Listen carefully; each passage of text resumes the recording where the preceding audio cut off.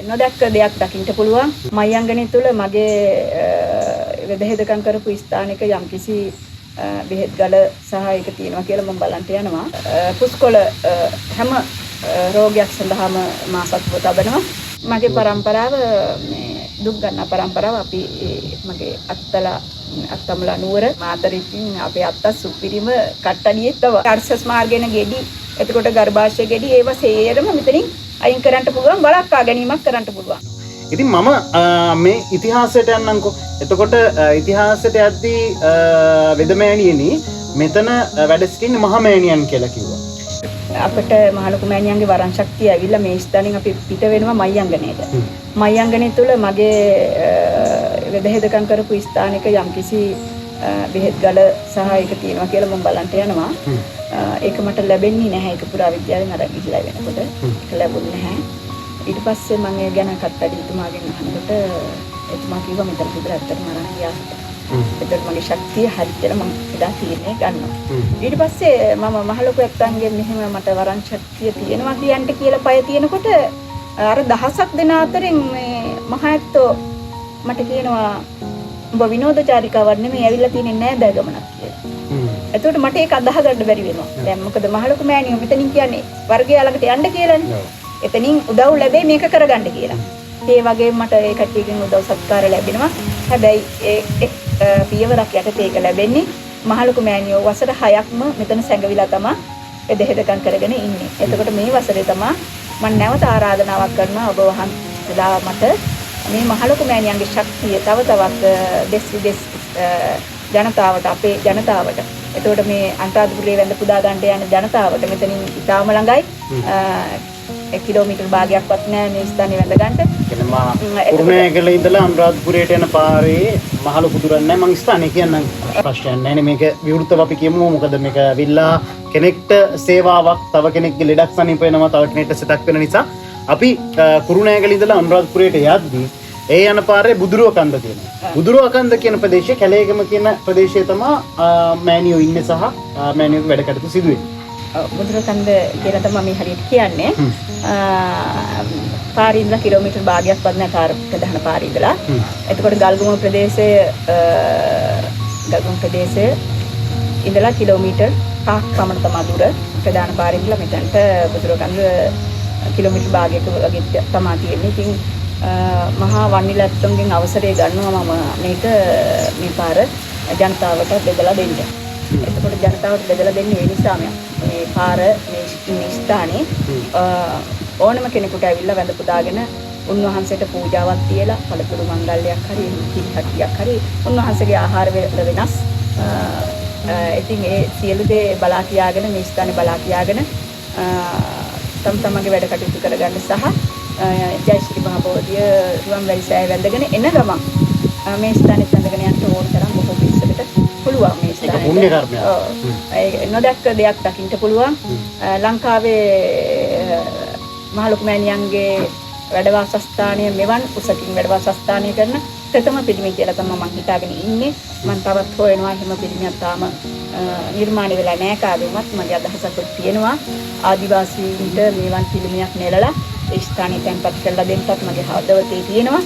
ඉතින් අපි සෑම අවුරුද්දකම ගවයෙක් නිදහස් කරනවා මේ ස්ථානේ මරණයට ආසන්න ගවයෙක් කිරි ගවයෙක් නිදහස් කරලා දුක්පත් කියන්නේ යමක් කරගන්න බැරි පවුල් සඳහා ඒකත් අපි මේ වෙසක් පොයටත් අපි ඒක කරා.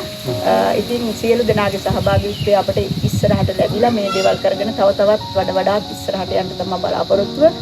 එතකොට වෙදකම් පැත්තෙන් තියෙන වසර ගාණක් මම වෛද්‍යවරු තුන්දෙනෙක් යටතේ සර්වාංග වෛද්‍ය විද්‍යාව හදාරනවා.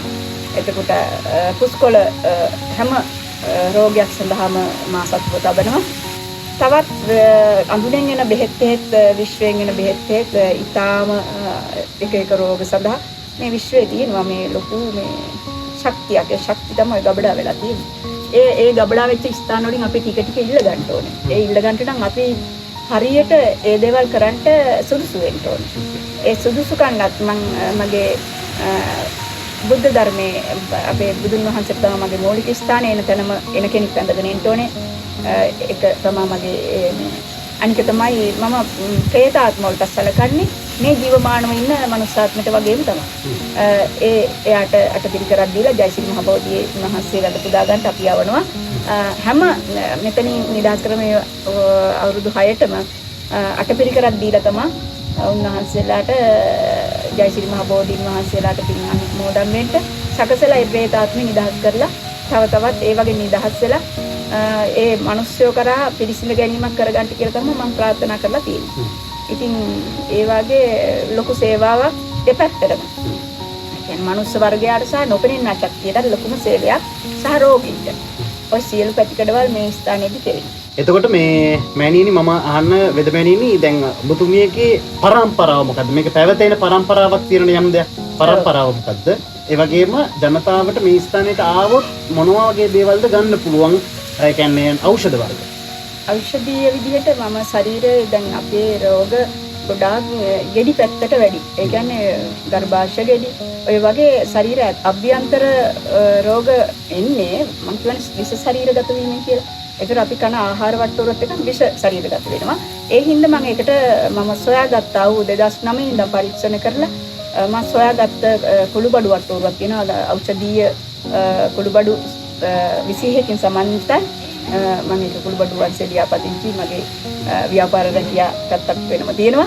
ඉතින් එතනදී මම සොයාගෙන තියෙන ඖෂධීය විදියට මේක ආහාරයට ගත්තාම රෝග නිවාරණය වෙන්නේ. ඒ කියන්නේ රෝගයක් හැදෙන්නේ නැතුව වළක්ව ගන්න ඉස්සරහට.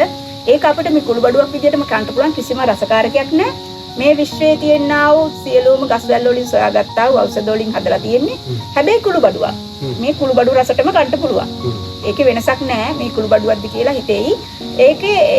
ඒක ආහාරයට ගත්තාම මේ සුවෙන් ඉන්නත් පුළුවන්, නිරෝගී වෙන්නත් පුළුවන්. අර්සස් වගේ ලොකු භයානක රෝග, ඒ අර්සස් මාර්ගයෙන් ගෙඩි, එතකොට ගර්භාෂය ගෙඩි ඒව සේරම මෙතනින් අයින් කරන්න පුළුවන්, වළක්වා ගැනීමක් කරන්න පුළුවන්. ඒ කියන්නේ අපි පෙර සූදානමක් වෙන්න මේක ඉතාම යහපත්. එක පැත්තකින් අනිත් පැත්තෙන් මම ස්නායු තෙල් එකක් ඒක නිෂ්පාදනය කරලා තියෙනවා. ඒක අපේ අඳුන්නේ ඉන්න දේවතා ශක්තියෙන් පෙර භවයේ තිබ්බ ඒ ශක්තියින්ගෙන් තමයි ඒක නිර්මාණය කරන්නේ. ඒක වැව්වාස්විත ඖෂධ බොහෝමයක් ඖෂධ 21ක් එතනට අඩංගුයි.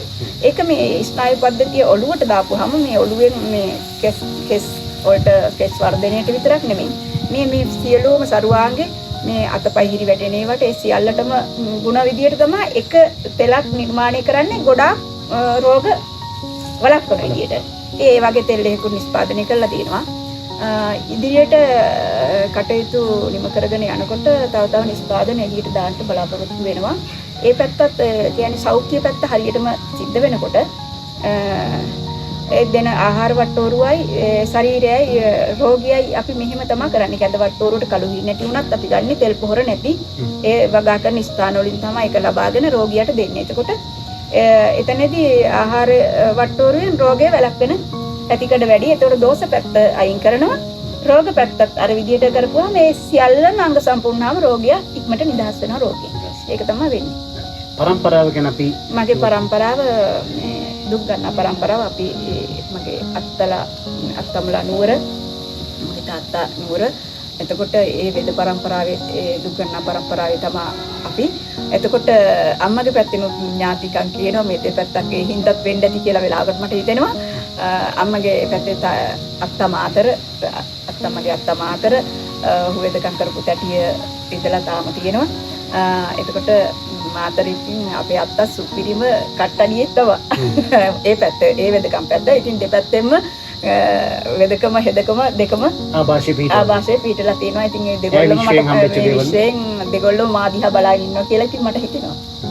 ඉතින් මං හිතන්නේ දැනගන්න ඕන කරුණු කාරණා සියල්ලක්ම අද දවසේදී සියල්ලක්ම පාහේ දැනගන්න ලැබුණා.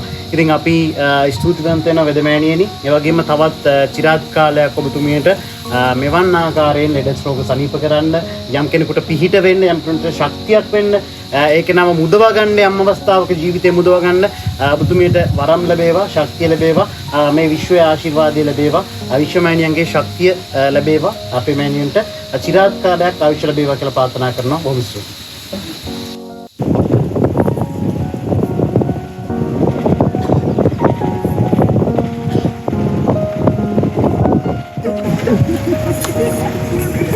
Hey, come on.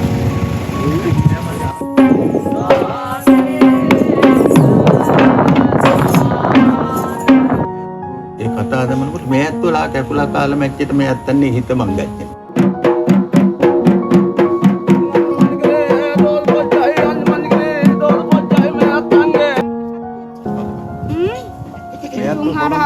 පොරොන්තු තැන මන්දගු මෑණිගේ ආභරණ ඒත්‍රාවේ සක්මන් කරනවා ශක්තියම නේත්‍රාවට දකින්න ඕනේ ආවරණයක් තුන් ආකාරයක ඒ ඉසවට හදකම් කරා එවන්නා මේ ශක්තිය නම් ආභරණේ දැසට දකින්න දෙන්න හරි මෑණිගේ ඒ ශක්තිය බලවරමු ඔබ වහන්සේට මේ ගිනි පාගලා පෙන්නවා මෑණිගේ ශක්තිය පෙන්නවා ඉතින් ඒ දිනවා කියන ඒ ආයුධ ආභරණ දකින්න බලන්න